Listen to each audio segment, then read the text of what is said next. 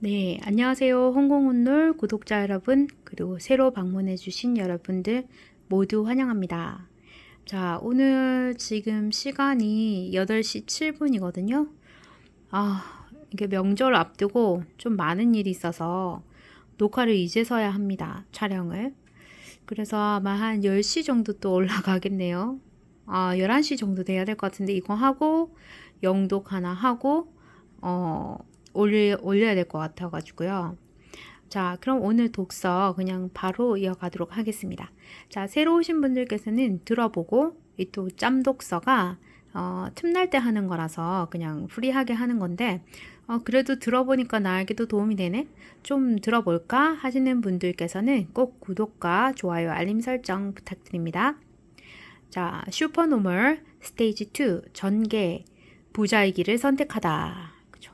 이분은 이제 부자의 길을 선택해서 진입하기로 한 거죠. 직장인으로서 살면서 내가 겪었던 가난이 퇴사의 본질적인 이유는 아니었으나 퇴사의 트리거가 되기에는 충분했다. 신입사원 시절 내가 받은 월급은 기본급 160만 원대였다. 여기에 각종 수당을 합치면 매달 200만 원 정도를 손에 쥘 수 있었다. 요즘 신입사원들은 월급이 더 많지 않나요? 엄청난 연봉 인상이나 성과급을 기대하기 힘든 현실에서 그 돈으로 먹고 산다는 것이 어떤 의미인지 점차 선명해졌다. 그렇죠. 일단 좋은 수준의 주거 환경을 전혀 기대할 수 없었다. 대학 시절부터 나를 믿어준 여자친구, 지금의 아내와 결혼하면서 가진 돈에 맞추어 신정동 오래된 빌라의 반지하를 신혼집으로 구할 수밖에 없었다. 볕이 잘 들지 않는 그 집은 모든 면에서 열악했다. 반지하 창문에 찾아드는 고양이나 따뜻한 곳을 찾아 모여드는 바퀴벌레는 귀여운 수준이었다. 설마 귀엽겠어요? 지금 생각하면 그렇게 그냥 치는 거지. 그런 문제는 내가 해결할 수 있기 때문이다. 방음이 잘 되지 않아서 다른 집 알람 소리, 심지어 화장실에서 볼일 보는 소리까지 들리는 것까지도 참을만 했다. 그러나 공동 현관에 잠금 장치가 없어서 현관문 바로 앞에 술 취한 사람이 소변을 누고 갈 때는 당장이라도 이사 가고 싶다는 생각이 솟구쳤다. 그렇죠. 저도 저 서울 경기권에 살 때, 빌라에 살 때 어떤 술 취하신 분이 밤새 뭐 공부를 하고 있었는데 컴퓨터 치면서 문을 막 문고리를 막 이렇게 탁탁탁 하는 거예요. 근데 이제 밤이 되면 빌라는 정말 울리더라고요, 소리가. 내가 움직이는 것까지 하나하나 다 들릴까 봐서 미쳐버리겠는 거예요. 그래놓고 그 다음날 아침에 이제 너무 겁나서 어쨌든 이따가 그 다음날 아침에 나가니까 사람은 없고 딸기가 떼굴떼굴떼굴 계단에 굴려져 있는 거 보니까 아마 그분이 술 취해서 자기 집인 줄 알고 딸기를 사서 갔는데 문을 안 열어줘서 뭐 잤거나 하고는 아침에 깨서 간 것 같아요. 어쨌거나 참 그 생각이 나네요. 어느 날 아내는 햇빛도 잘 들지 않는 그 집을 어떻게든 꾸며보겠다며 인테리어 용품을 사왔다. 그 소품들로 집을 꾸미던 아내를 보며 괜히 화를 냈던 기억이 난다. 왜 화를 냈을까요? 여자들은 집을 바꾸고 싶지만 바꾸기 힘들 때 뭐 소파나 침대나 뭐 그런 가구들의 배치도 바꿔서 완전 기분 전환도 하는데 그렇게 하면 돈도 아끼고 좋은데 왜 그러셨을까요? 꾸민다고 뭐가 달라져? 쓸데없는 짓 좀 하지 마. 속상해하던 아내의 표정이 아직까지도 마음에 남아있다. 그때 나는 햇빛이 인테리어의 필수 요소임을 알게 되었다. 햇빛이 들지 않는 우리 집은 아무리 꾸며봐야 호박의 줄긋기였다. 그렇죠. 저는 항상 집을 볼 때 햇빛 거의 70% 들어오는 곳에 들어갑니다. 나는 아내에게 화가 난 것이 아니었다. 그렇겠죠. 현실적인 문제를 보고는 그럴 수밖에 없음에 화가 났겠죠. 그런 집에서 살 수밖에 없는 내 처지가 답답했던 것이다. 그때는 저축 외에 달리 할 수 있는 게 없었다. 매달 고정비를 제외하고 꼬박 100만 원씩을 저축하며 20만 원의 여윳돈으로 삶을 꾸렸다. 그 돈으로 나를 위한 자기계발은 꿈도 꿀 수 없었고 돈을 불리는 투자도 언감생신이었다. 무엇보다 내 아내와 아이도 20만 원짜리 인생을 살아야만 했다. 20만 원짜리 인생이 뭐였더라? 그렇게 몇 년을 살다가 문득 깨달았다. 20만 원의 여윳돈으로 삶을 꾸렸다고 했죠. 월 100만 원씩 저축해 1년이면 1200만 원. 10년을 모아봐야 1억 2천만 원. 오랜 시간 돈을 모아도 아파트는커녕 빌라도 사기 힘들 것이라는 사실을 말이다. 낡은 빌라 반지하 생활을 평생 벗어날 수 없을 것 같았다. 빚 하나 들지 않던 낡고 미좁은 반지하 신혼집을 어떻게든 꾸며보려던 아내의 모습을 내가 가장 보기 싫어했던 그 장면을 계속 보게 될 것만 같았다. 돈이 필요했다. 돈만 있었다면 날 부당하게 대하는 회사, 진작 때려치우고 나왔을 것이다. 자, 이 돈이라는 게 무서운 거죠. 하지만 돈이 정말 필요합니다. 윤택한 삶을 주니까요. 그럼 나를 무시하는 선배 따위 만날 일도 없었겠지. 돈만 충분하다면 넓고 깨끗하고 볕이 잘 드는 집을 아내와 함께 꾸미는 재미를 느낄 수 있었으리라. 그렇다면 방법은 하나다. 부자가 되는 것. 다시는 누구도 나를 무시하지 못하게 말이다. 이때 결심을 하셨군요. 아니, 애초에 나를 무시하는 사람이나 가까이 하기 싫은 사람과는 얽히는 일조차 없을 정도로 꽤 많은 돈을 버는 것. 그것만이 답이었다. 그렇게 나는 돈을 벌기로 결심했다. 결심의 이유죠. 스테이지 3. 위기. 첫 번째 시도. 마이너스 4천만 원의 굴레의 가치다. 또 어떤 마이너스 4천만 원일까요? 저 잊어버렸습니다. 읽었지만. 2015년 돈을 벌기로 마음먹은 뒤 투자와 사업이라는 두 갈래 길에 섰다. 조금 기억이 나려고 합니다. 동업하셨던 얘기인 것 같아요. 나는 투자에 시간을 쏟기보다 사업을 하기로 결정 내렸다. 그동안 경제방송 PD로 일하면서 수많은 투자자를 접하며 오히려 투자에 대한 불신이 생겼기 때문이다. 당시 주식이나 부동산 전문가라고 자칭하는 이들을 많이 만났지만 그들이 나중에 빚더미에 오른 것을 여러 번 목격했다. 심한 경우 사기 등으로 감옥에 가는 이들도 있었다. 게다가 나는 모은 돈도 그리 많지 않으니 당장 재테크로 돈을 벌기는 어렵겠다고 생각했다. 그러나 이 선택은 나에게 태어나서 처음 겪는 엄청난 고통을 가져다 주었다. 만약 당신의 통장에 4천만 원이 입금된다면 그 다음 날 당신의 인생에 얼마나 커다란 변화가 일어날까? 잠시 기분은 엄청나게 좋겠지만 아마 달라지는 것은 딱히 없을 것이다. 하지만 같은 4천만 원이라도 그것이 빚이라면 이야기가 달라진다는 사실을 그때는 미처 몰랐다.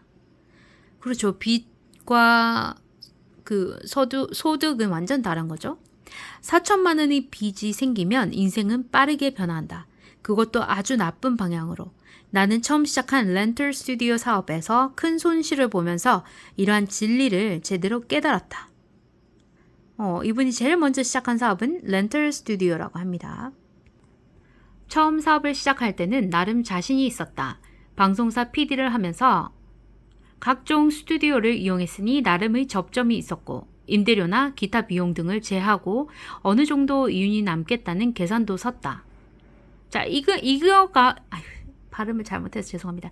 이것도 이분은 성공할 수 있는 어떤 또 다른 조건? 물론 다른 분들도 다 그에 해당하는 그들이 그 일을 하는 곳에서 어떤 성공을 할 수 있는 조건이 있을 수도 있겠지만 이분이 이 주PD님이 각종 스튜디오를 그 방송사 PD를 하면서 이제 뭐 임대도 해보고 기타 비용도 제하고 이런 경험이 있으니까 그쪽으로 눈을 돌릴 수 있었던 거죠.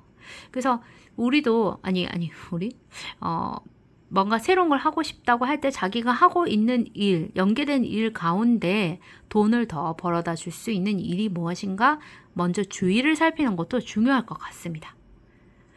출발은 수월했다. 내가 가진 4천만 원의 방송을 하면서 알게 된 동업자의 4천만 원을 더해 8천만 원의 자금으로 사업을 호기롭게 시작했다. 이익도 리스크도 함께 감당하기로 약속한 계약서를 쓰며 우리 둘은 한 배를 탔다. 우리는 유동인구는 많지만 임대료가 비싼 홍대 입구역 대신 대홍역 앞에 있는 작은 건물을 선택했다. 낡은 건물을 계약하고 인테리어를 할 때까지는 이제 돈을 벌 수 있다는 꿈에 부풀어 있었다. 결론부터 말하면 사업은 망했다. 진부한 표현으로 파리가 날렸다. 고객이 없는데 월세로 400만 원이 꼬박꼬박 빠져나가니 미칠 노릇이었다. 5년간의 직장 생활로 모은 전 재산 4천만 원과 동업자의 4천만 원까지 끌어들여 시작한 사업인데 정작 얻은 건 월세를 메우기 위한 200만 원의 마이너스였다. 나머지 200만 원은 동업자가 부담했다. 그 월세가 400만 원이죠. 월급을 다 털어넣어도 수익률은 결국 마이너스를 찍기 시작했다. 그래서 사업이 힘들다는 거죠. 그러던 어느 날 동업자에게서 연락이 왔다. 자신은 이제 사업에서 빠질 테니 투자금 4천만 원을 고스란히 돌려달라는 것이었다. 이익도 리스크도 함께 감당하기로 한 약속한 계약서가 어떻게 되었을까요? 근데 또 이분은 또 너무 힘든데 자꾸 거기 같이 끝까지 있기가 좀 상대방도 곤란했을 수도 있겠죠. 사람이란 건 또 마음이 달라질 수 있으니까. 아니 잘 되면 같이 잘 되고 망하면 같이 망하는 게 동업의 원칙이죠. 그런 법이 어디 있습니까? 계약서도 쓰지 않았습니까? 아유 말씀은 잘하셨어요 진짜. 나는 격하게 반응했지만 곧 진실을 알게 되었다. 사건은 재직 중이었던 방송사의 겸업 금지 조항에서 비롯되었다. PD를 하고 있는 중에 했나 보다. 그쵸? 피고용인 신분의 나는 아내 명의로 사업을 시작할 수밖에 없었다. 그러면 문제가 안 되는 거 아닌가? 그런데 사업이 뜻대로 풀리지 않자 동업자가 아내를 데리고 법무사 사무실을 찾아가 그에게 유리한 쪽으로 공증을 받아두었던 것이다. 동업자 관계는 그 종이 한 장으로 한순간에 채권자와 채무자 관계가 되어 있었고 말 그대로 나는 이 사업의 투자금을 모두 동업자에게 돌려주어야 하는 상황에 처하고 말았다. 이거는 정말 제가 좀 잘 몰라요. 채권자 채무자의 이 공증과 관련돼서 뭐 어떻게 했길래 그죠? 한순간에 그런 관계가 되는 거지. 이게 엉규님의 비하인드 스토리였나 봅니다. 그래서 일단 여기서 알 수 있는 건 동업은 하지 말자. 저희 부모님도 동업은 하지 않는 것이다. 그랬는데. 자, 동그라미는 지금 당장 세모에게 1천만 원을 입금하고 현재 보증금으로 묶여있는 투자금의 차액 3천만 원은 계약이 종료되는 날 바로 입금한다. 채무이행 합의서를 받은 날의 충격을 여전히 생생하게 기억한다. 뒤늦게 아내에게 화를 내도 소용없었다. 그죠? 이미 벌어진 일이죠. 그래도 화가 엄청났을 텐데 말이 안 나오는 거겠죠. 해결을 해야 하니까. 당시 20대였던 아내는 사업에 완전히 문외한이었고 잘못이 있다면 내가 동업자를 믿은 것뿐이었다. 그래 동업을 안 해야 됩니다. 임신한 몸으로 무리하며 스튜디오를 관리해온 아내에게 화낼 일이 아니었다. 나 또한 퇴근 후에 김밥 한 줄로 끼니를 때우며 스튜디오로 뛰어가기 일쑤였지만 결국 사업 실패로 인해 빚을 떠안게 되었다. 하는 수 없이 추가 대출을 받아 동업자에게 4천만 원을 돌려주어야 했다. 그러니까 이거를 파행할 수 없으니까 그죠? 돌려줘야 하니까. 그때 나는 돈에 대한 감각이 전혀 없었다. 저도 없었습니다. 저도 20대 때 없어가지고 아유 정말 옆에 언니는 막 그 서울 경기 출신의 언니는 집을 살 거라고 그때 장난 아니었는데 저는 몰랐어요. 지방에서 올라가서 때묻지 않아가지고 여기는 뭐 그렇게 지방에서는 그 혁신도시나 무슨 그 도시개발이 없었거든요. 4천만 원의 가치를 제대로 체감하지 못했다. 4천만 원의 빚이 생긴 뒤에야 비로소 깨달았다. 돈은 그리고 빚은 한순간에 나와 내 가족의 삶을 지옥에 빠뜨릴 수 있다는 사실을 말이다. 판돈 4천만 원짜리 도박은 처참한 결과를 불러왔다. 그때 나는 최악의 사장이자 최악의 남편이었다. 스튜디오에서는 집 핑계를, 집에서는 사업 핑계를 대며 일을 그르쳤다. 여기서 얻을 수 있는 교훈은 빚은 돈에 대한 감각을 일깨워준다. 소상공인 0% 나도 되어 있네요. 제가 소상공인 하나은행에서 0%라는 거 보고 쓸데없이 대출을 해봤어요. 평생 대출을 한 적이 없는데. 근데 몇 개월 딱 지나가고 나니까 갑자기 3점 몇 프로. 그 다음에 6점 몇 프로 될 때 연락이 와서 빨리 어떻게든 막 진짜 제가 뭐 인테리어를 좀 바꿔보려고 꼬박꼬박 현금 명절이나 뭐 생일 용돈 받은 것들, 뭐 오빠들이나 그런 돈을 꼬박꼬박 모아둔 게 한 800이 있었는데 그대로 다 갚아버렸죠. 그래서 손에 쥐고 있는 돈이 하나도 없습니다. 빚과 대출은, 빚이나 대출이랑 똑같은 말이지만 절대 하지 않으면 안 하는 게 좋은 것 같습니다. 스튜디오에서는 가족과 사이가 원만하지 않다는 이유로 세상 우울한 티를 팍팍 냈다. 아르바이트생과 직원들에게 날선 태도로 일관했고 가족 핑계를 대며 장사를 망친 책임을 회피했다. 그때는 스튜디오에서도 집안일을 생각하는 것이 가장의 책임이라고 생각했다. 집에 돌아와서는 사업 때문에 세상에서 가장 힘든 사람인 양 행동했다. 이를 핑계로 아내와 아이에게 짜증을 냈다. 그것이 열정이라고 착각했다. 일이 잘 풀리지 않는다고 답답해하니 아내도 덩달아 걱정하는 날이 대부분이었다. 우리 가족에게 행복은 너무 멀리 있는 듯 했다. 암담했겠습니다. 그쵸? 처음 그런 어떤 실패에 가까운 맛을 봤으니 얼마나 초조하겠어요. 스테이지 4. 절정. 슈퍼노멀의 단초, 불운을 이기는 방법을 경험하다. 의욕적으로 매달린 사업에 실패한 뒤 나는 한동안 정신을 차리지 못했다. 부자로 태어나지 못했다는 것, 도저히 상황을 타개할 능력이 없다는 것까지 모든 것이 한탄스러웠다. 그러나 불운을 탓하며 슬퍼하기에는 눈앞에 놓인 현실이 너무나 절박했다. 가만히 있어도 월세 길과 대출 이자 상한 일이 칼같이 돌아왔기 때문이다. 절박한 상황에 직면하고 나서야 스튜디오의 문제점이 하나둘 보이기 시작했다. 건물이 낡았고 인테리어가 독보적인 것도 아닌데다가 무엇보다도 마케팅이 형편없었다. 이 마케팅이 중요한데 그쵸? 이게 사업을 하면 이 사업 중에 문제점이라고 볼 수 있죠. 이 문제를 해결해 줄 수 있는 전문가를 백방으로 찾아 헤맸지만 아무도 나를 만나주지 않았다. 그제야 위기에 처한 사람을 만나고 싶어하는 이는 아무도 없다는 사실을 알았다. 나는 마이너스 4천만 원의 실패한 사람이 아니던가. 사람들은 이런 나를 가까이하면 불행이 전염되는 듯한 기분을 본능적으로 느꼈을 것이다. 당연한 말이지만 세상은 나의 불행과 힘듦에 크게 관심이 없으며 사람들은 성공한 사람을 만나고 싶어한다. 제가 첫 직장 좋은 기업에 취업했을 때 대학교 때 저를 왕따까지는 아니고 조금 그냥 그럭저럭 그냥 대화했던 오빠들이 회사 있는 분당에서 만나자고 하는 거예요. 좀 뻥지긴 했지만 일단은 만나봤죠. 그랬더니 뭐 어떻게 여길 들어왔냐, 뭐 생활이 어떠냐, 막 궁금하긴 하겠죠. 이제 그들은 그런 회사를 취업을 못했으니까. 그래도 왠지 마음이 씁쓸했습니다. 그 나쁜 관계는 아니었는데 그래도 학교 다닐 때 뭔지 모르게 조금 친하지는 않았거든요.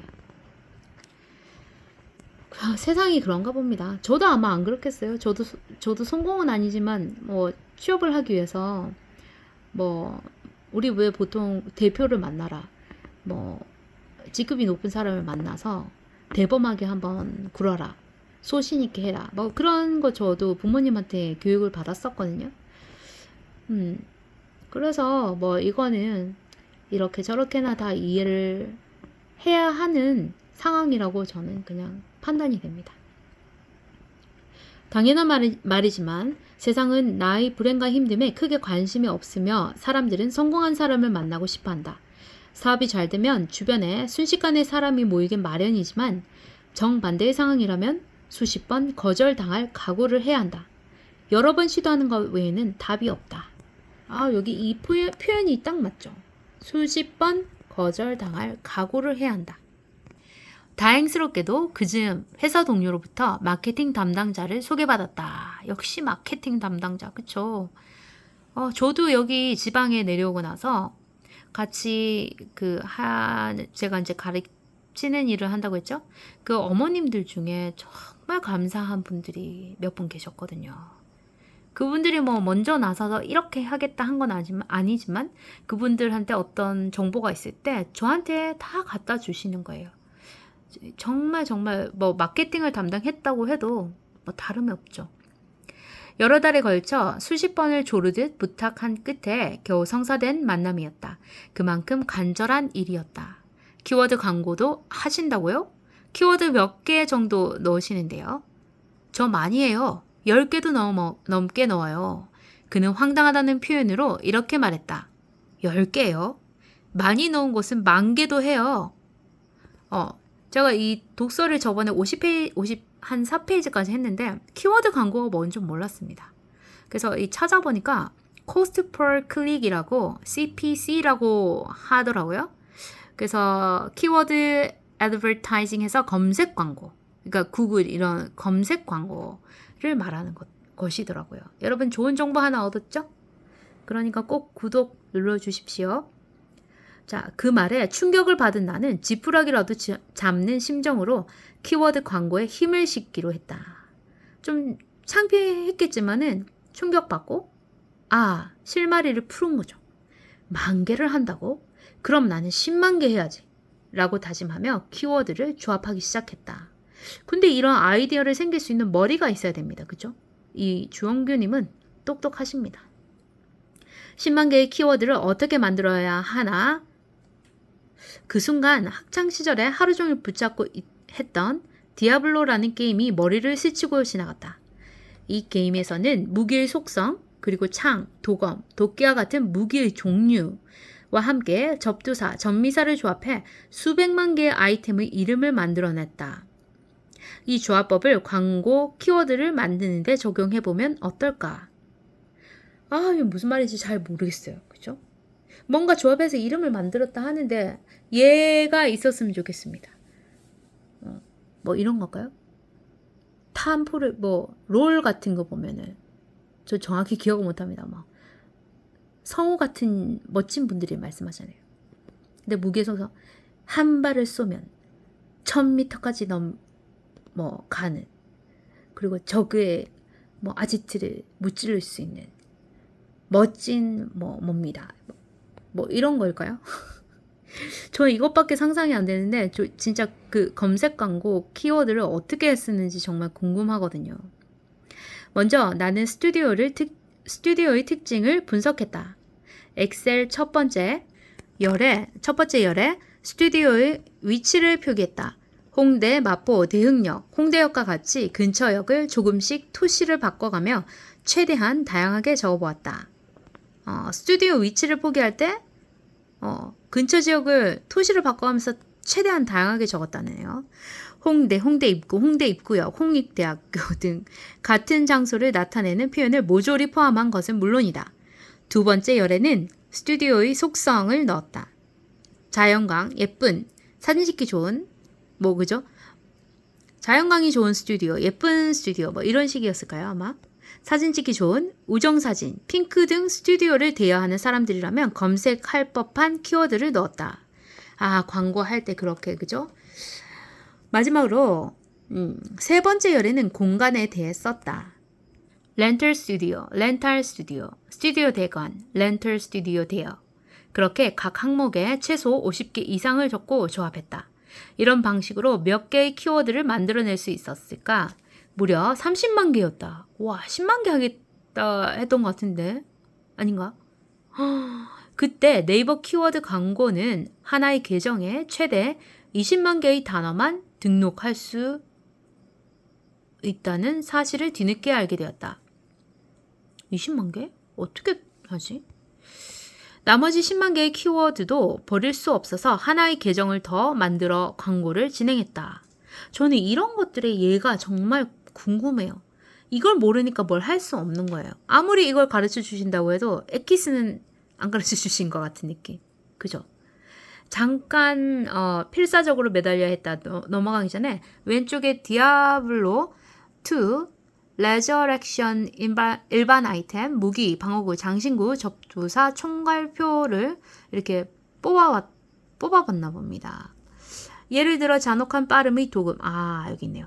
잔혹한 빠름의 도금. 이렇게 이런 식이 되었네요. 밑에 보니까. 출처는 디아블로 2 인벤.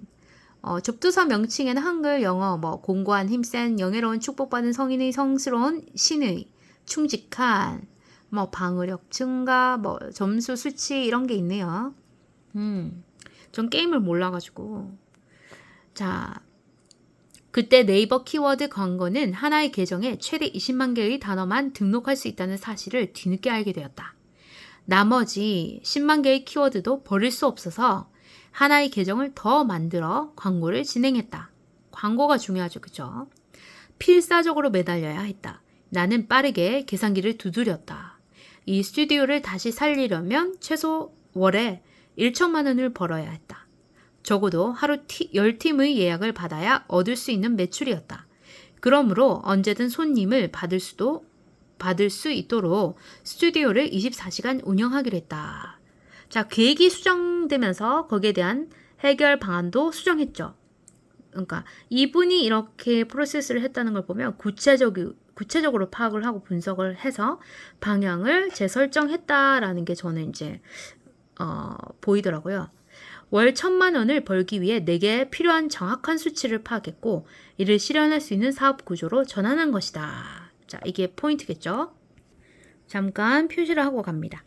지푸라기라도 잡는 심정으로 한 일이지만 효과는 엄청났다. 와, 즉각적이고 폭발적인 반응이 나타난 것이다. 스튜디오는 예약이 꽉 차서 대관이 힘들 정도가 되었고 블랙핑크, 레드벨벳 등 유명인이 찾기 시작하면서 가게는 더욱 유명세를 탔다. 대단했네요.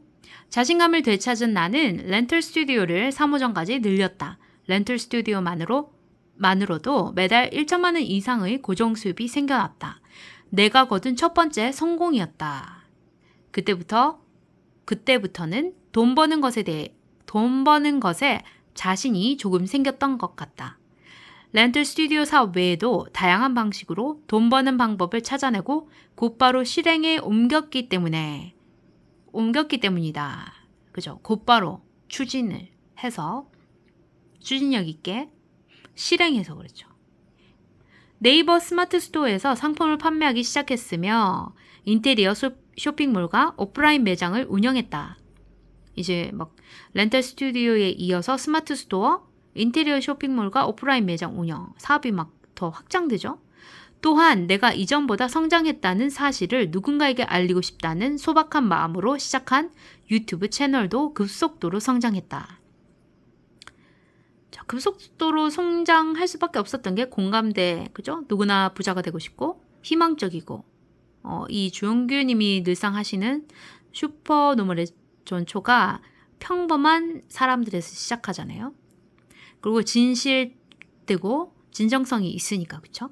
급속도로 성장할 수밖에 없겠죠. 당신이 알고 있는 바로 그 채널 신사임당이다. 그간의 노하우를 담은 책 Keep Going의 초고를 쓰던 것도 이 무렵의 일이다. 이때 대단했죠. 그 후 나는 2019년 말 렌털 스튜디오 사업을 포기하기로 했다. 2019년 말, 그죠? 코로나 때죠. 와, 직접적인 이유는 건강 악화 때문이었다. 당시 렌털 스튜디오, 스마트 스토어, 오프라인 매장 관리, 유튜브 채널 운영, 내 노하우를 담은 책 쓰기와 온라인 강의 제작, 거의 6가지 일을 했네요. 이 모든 것을 동시에 해내며 버텨왔다. 제가 예측한 걸 위해 적어놨네. 아마 수면 부족과 압박감을 느꼈을 것이다. 이렇게 적어놨네요. 제 뇌피셜입니다. 매일같이 김밥 한 줄로 끼니를 때우며 밤새워 일했던 나날과 압박감이, 맞네요, 압박감. 협심증이라는 질병으로 부메랑이 되어 돌아왔던 것이다. 협심증이었으면 대단히 힘들었었겠는데. 응급실에 실려간 뒤로는 하는 수 없이 벌려놓은 사업을 황급히 하나둘 정리하기 시작했다. 스마트 스토어는 직원에게 넘겼고 렌털 스튜디오는 다른 사람에게 소정의 권리금을 받고 양도했다. 그러고 나서 바로 다음 달에 중국발 정체불명의 바이러스가 나타났다는 소식을 들었다. 코로나19였다. 결과적으로 내가 렌털 스튜디오, 스마트 스토어 등의 사업을 전부 포기하고 유튜브에 집중했던 것은 좋은 선택이었다. 사람과 사람의 모임 자체가 어려운 코로나19 기간 동안 유튜브에 대한 수요가 폭증하면서 내 채널이 급격히 성장했기 때문이다. 자, 뭔가를 계속 꾸준히 해야 합니다. 그죠? 하다가 대박이 날 수 있는 기회가 오는 거죠. 그걸 우리가 운이라고 부르죠.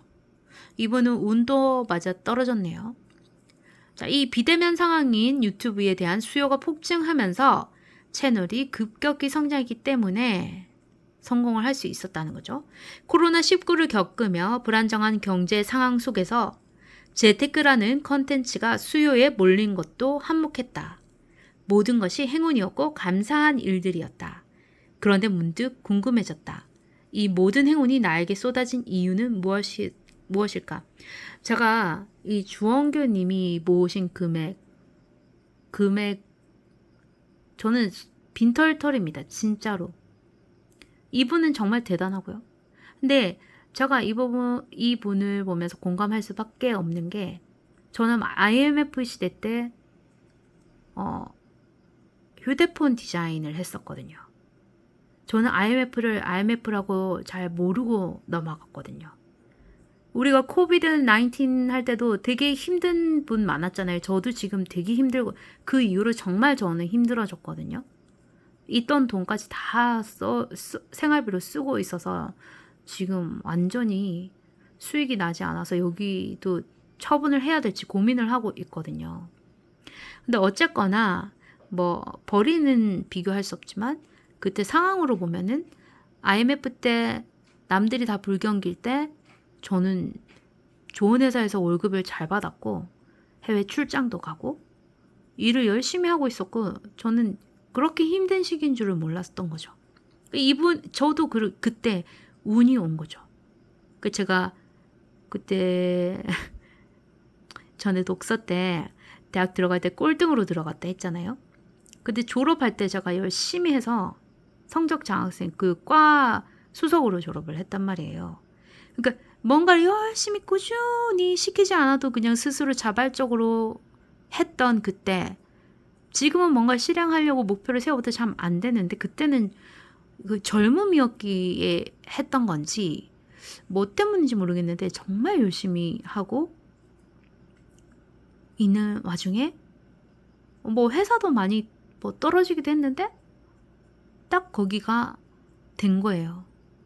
그러면서 그 회사가 더 커지면서 저는 그때가 정말 저한테는 여태까지는 대운이었습니다. 근데 앞으로 지금 이거 열심히 하다가 또 한 번의 대운이 오래 지속 가능한 그런 대운이 꼭 반드시 와서 이분도 주원규 님도 만나 뵙고 감사하다 인사도 드리고 싶고 또 많은 사람들도 좀 도와드리고 싶고 그런 좋은 사람이 되었으면 좋겠습니다.